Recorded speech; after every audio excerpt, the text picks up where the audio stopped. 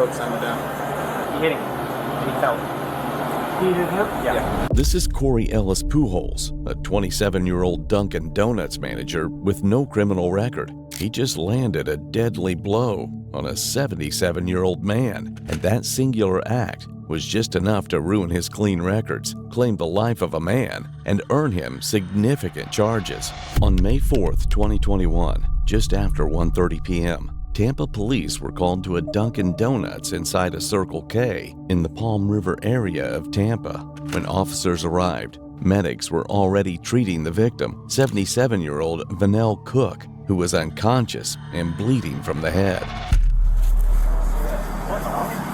I came in from the truck. You can see I have an altercation with one of the employees. And I guess it just spilled, and I ran in here. He was.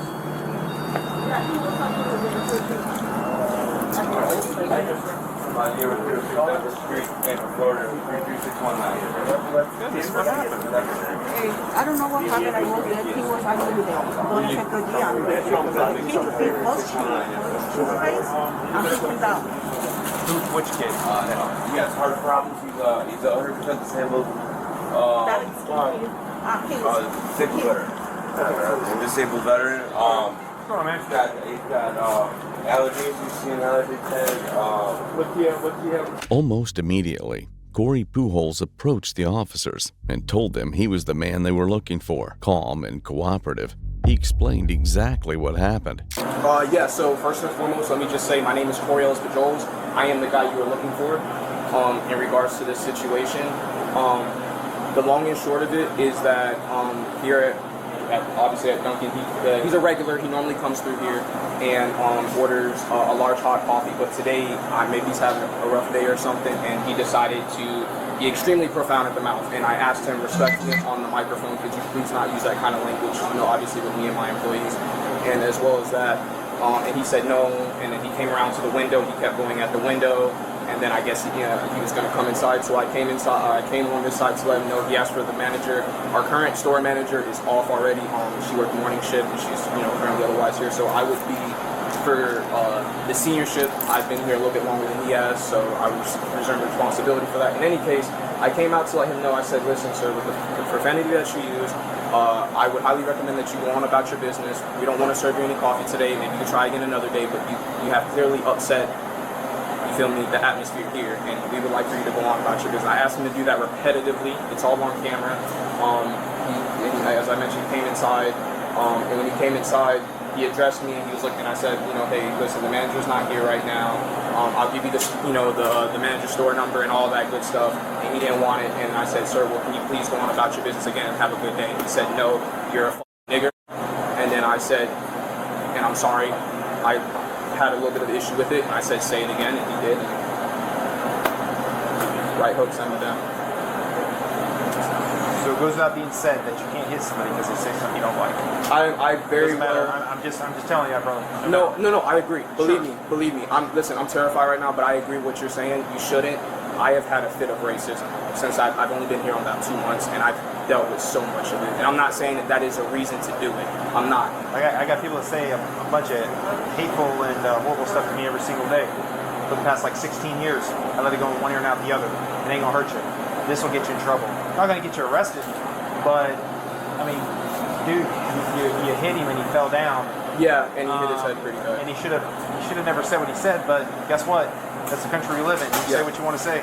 Yeah. If you don't like it, like you're saying, dude, get the freak out. Yeah. Slipped and fall, pushed and fell. Right hook and fell. My apologies for the He was hit and he fell down. Keep it down. I don't this other. You hit him. You punched him and he fell.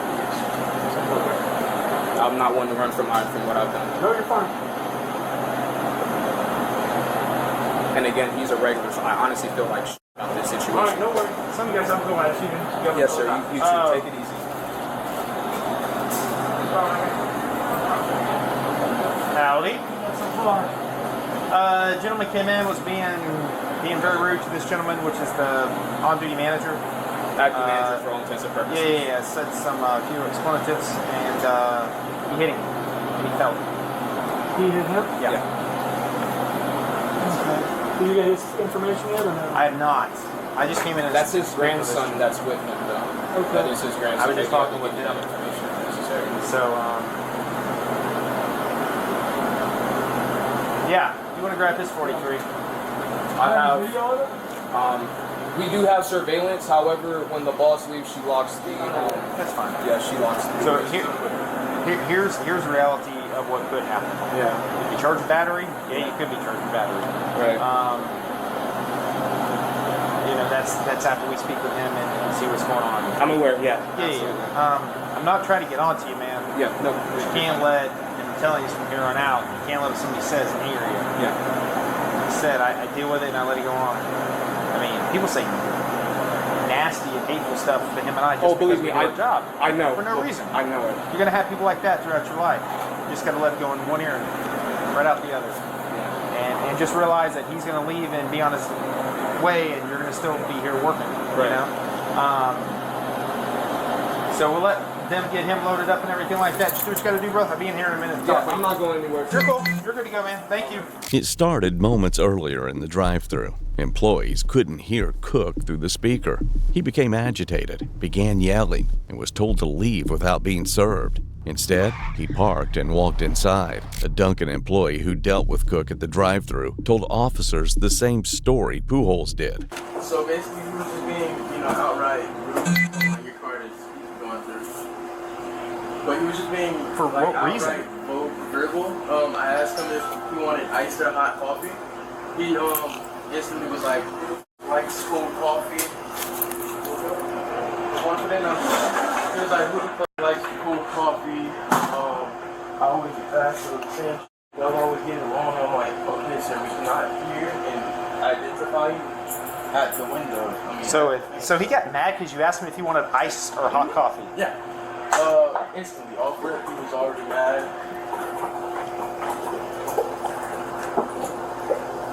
Oh, there's hot latte. Okay, gotcha. So instantly he was just, Sure. above level. So he was being very verbal. Didn't want to listen to what we were saying. So Corey was like, he got on the mic because I've only been here for like just 3 weeks. Sure.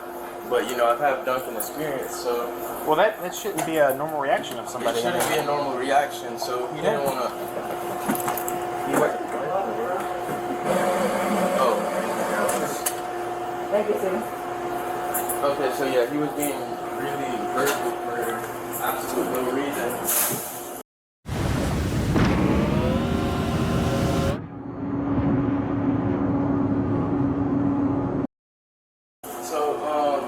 Corey got on the mic because he's the veteran here, the more experienced person. Sure.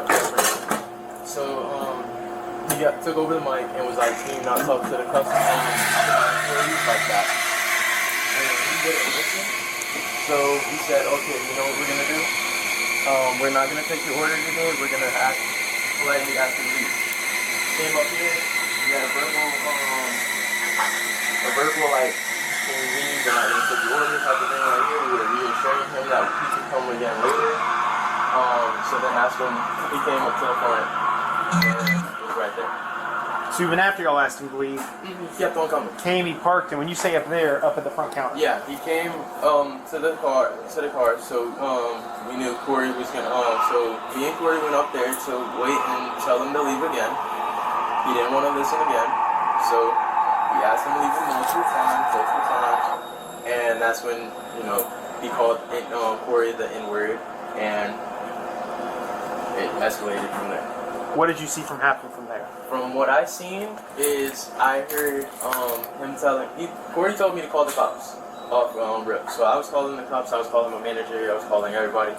And the dude, he kept on being violent, very rude. So When you say violent, like physically violent, no, or not just verbally? physically. I don't think he physically touched Corey, but mentally, trying to get into Corey's mind. Sure. Mess with him and around with his head. So then Corey, he was like, "Okay, we're gonna ask you one more time. We're gonna either you're gonna leave or we're gonna call the cops." I was already calling the cops, so he didn't want to leave. He was like, "There's a bunch of niggas, this, that, and third, your nicknames." Corey was like, "One more time," and he called him another nigga, and that's what happened. I was right here, and I was on the phone with my manager and the police officers at that time. Oh wait, yeah, police officer at that time, and that's what happened. So what happened after that? After he said that? Corey punched him. He was on the floor, and I was on the phone. Okay, and you were standing like right around here on the phone. Okay. Is he? And Corey said he's a normally regular. He comes through here. He comes here a lot, and he's very, like verbal. Like I guess he doesn't know how to, be respectful. So well, normal people know how to be respectful, and choose not to be. He wasn't being respectful. I mean, it's horrible. Yeah, so he does this a lot. I've had multiple times where I've had to go through it. He gets mad because we don't know his order, but we don't know your order because we cannot physically see your face. Sure. Hello, manager? Yeah. Okay. Are you able to? A, I got a thumb drive, or B, if we're able to get the video, can you email it? What's better for you? I'll have it emailed to you. Okay. I'll have my law prevention guy Okay. send it to you. Let me go out and. Give me his email address. Yes, sir. I'll call him now, as a matter of fact, to go ahead and get him to do it. Okay.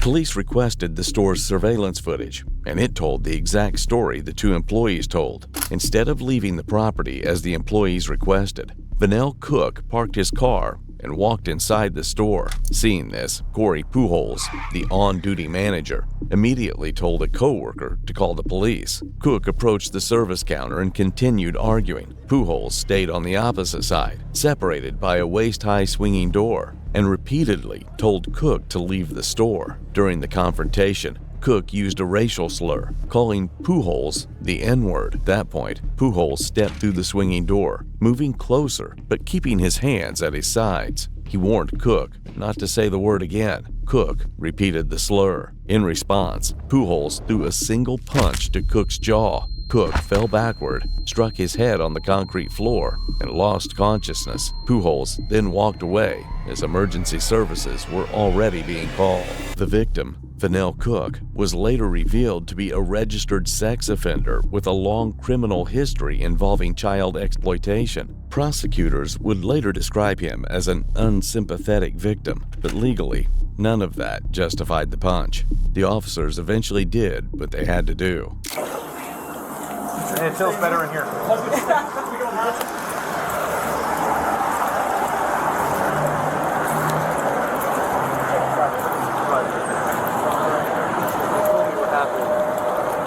Oh, I'm sorry. You're going to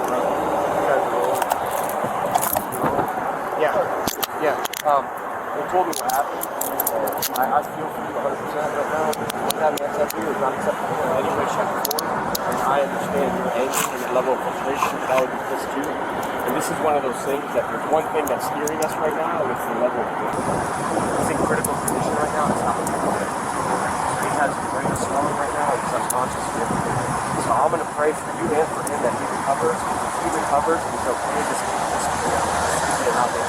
He's here today.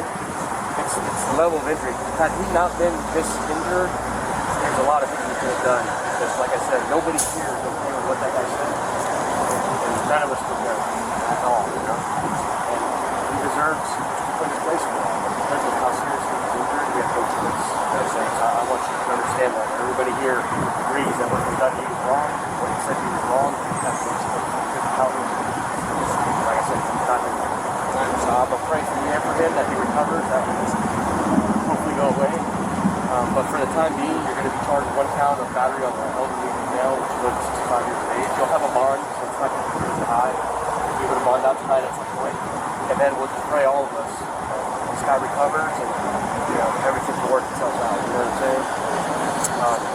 Is there anything you have that you want somebody to say here? Yes, please. I'm his mom. That's fine. Mom, you want to step over here and we grab all this stuff? Get that right. Do you want a bag? Ma'am, do you want a bag? I can give you a bag for all that. I have a combo. Yeah, I've got one in here, or if you got one, that's fine. like I say, he'll get a bond, hopefully as fast as possible so he can get out and be done with it. But I mean, I called the state attorney's office, I spoke to all of our supervision, and it's just unfortunate, you know. I wish the guy had a black eye so we could all say, hey, watch him out, you know, but he's injured bad. From the same thing. Parents of children who play Roblox. If your child was sexually exploited, abused, or pressured to share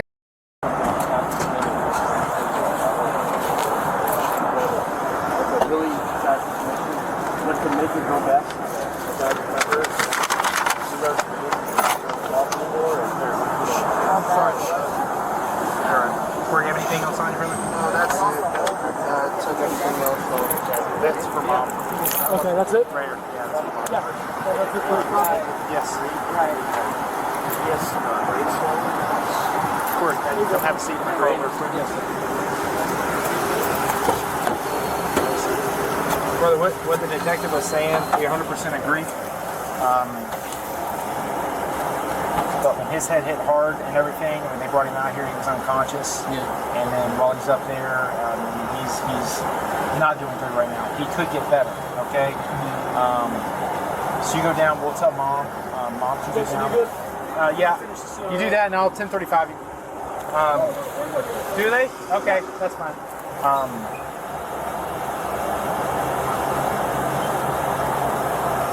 It's just a hope, brother, that it gets better. Yeah. Okay? I know that was not your intent. It was not. It wasn't. I know that. You told me that right off the bat, man. It would have been different if it would have progressed and there would have been more physical after that, but it wasn't. Yeah. But everything, when something happens, everything is taken that happens in the entire situation. You know what I'm saying? So him falling, him getting the injury, him being elderly, again, he could be in the hospital and be completely fine by tomorrow. Okay? But we'll tell mom. Mom can come down and bond you out. It should be, I think, a $1,000 bond or $100 to do a bondsman. She can come down and bond you out. And I'm sorry about this. I'm sorry because I still think, no matter what anybody thinks of me, I shouldn't have done it. I shouldn't. I agree with everybody. I shouldn't. Let me turn the air on for you. Let me talk to mom real quick. Okay. 3 days later, on May 7th, 2021, Cook died from a skull fracture and brain contusions. Pujols was rearrested and charged with aggravated manslaughter of an elderly adult, facing up to 30 years in prison. In March of 2022, prosecutors made a controversial decision. They reduced the charge to felony battery. Pujols was sentenced to 2 years house arrest, 3 years probation, 200 hours community service, mandatory anger management, and no prison time. Prosecutors cited key factors such as Pujols' clean record, the victim's aggression and racial slurs, and uncertainty under Florida's stand your ground laws. One man's past made him an unsympathetic victim. The other's clean record spared him a prison cell. But in the end, a single punch thrown in anger ended a life.